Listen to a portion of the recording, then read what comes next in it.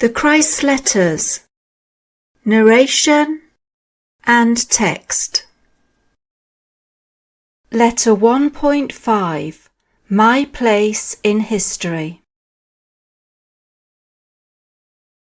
I must first point out that my life and person were briefly referred to in the History of the Jews, written by Josephus for the Roman governor, and presented to the Roman emperor. Josephus briefly noted that Jesus, who attempted to overthrow law and order and the governance of the Romans, was punished and crucified. It has been argued that this was some other Jesus recorded by Josephus, but this is not so. I, who later became the Christ, who performed so-called miracles of healing and materialization, was the insurrectionist. But I was no rabble-rouser. I did not deliberately stir people up to defy the Romans and disrupt law and order. I was a rebel against existing Jewish traditions, and because when I emerged from my 6 weeks sojourn in the desert, I saw a better way to think and live, and I tried to pass on my knowledge to my fellow Jews with little success. It is important you should understand that the pressure of public opinion weighed with my followers.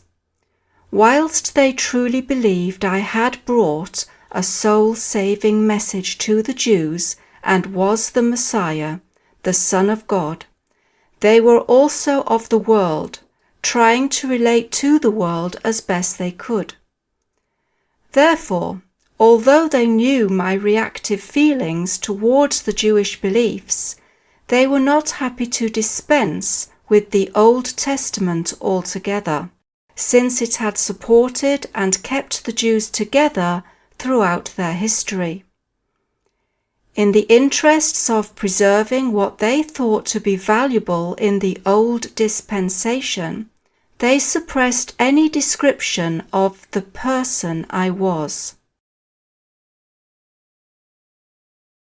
My disciples and Paul built their own edifice of sacred beliefs on what they wanted to preserve from my life and teachings. They only taught and consolidated what they deemed to be valuable to people, Jews and Gentiles alike, at that time and in the future.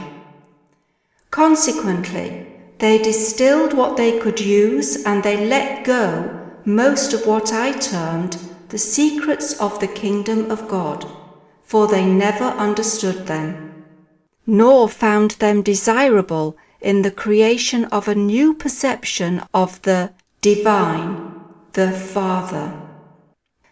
To preserve the Jewish belief in salvation from punishment for sins by means of sacrifice in the temple, the person of Jesus was adopted as the supreme sacrifice who had paid for men's sins by my crucifixion. This belief served many purposes at that time. It gave my death on the cross a valid and heroic reason. It proved to the people that I was the Son of God, who had carried out a specific mission to the very end of my life. This belief also proved to be of great comfort to Jews when their temple was destroyed by the Romans, and led to many converts taking place.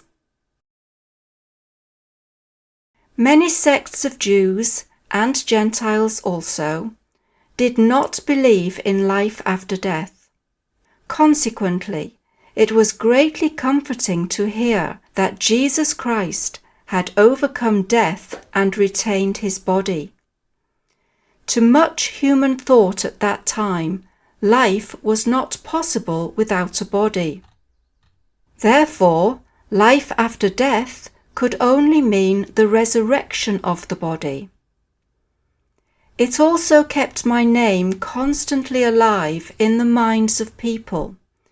I was the historic figure who had valiantly died to ensure that men should be freed of all fear of hell and damnation. Providing they believed in me, they could walk as freed men. It is only because my name has been kept alive to this very day that I am now able to come to you and give you the truth I so dearly wanted to share with people 2,000 years ago.